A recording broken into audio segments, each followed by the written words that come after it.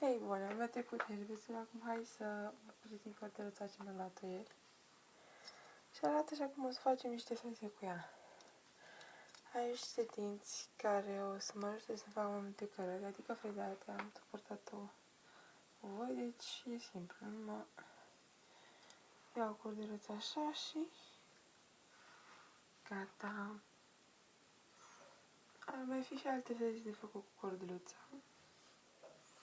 Aș putea să vedem cum ar fi, de exemplu, asta.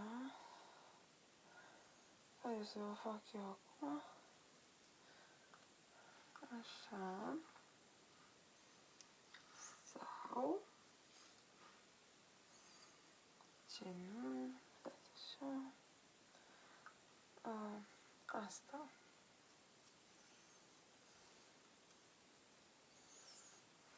Am două scușuvițe. Voi dacă îi vă faceți pe care vreți.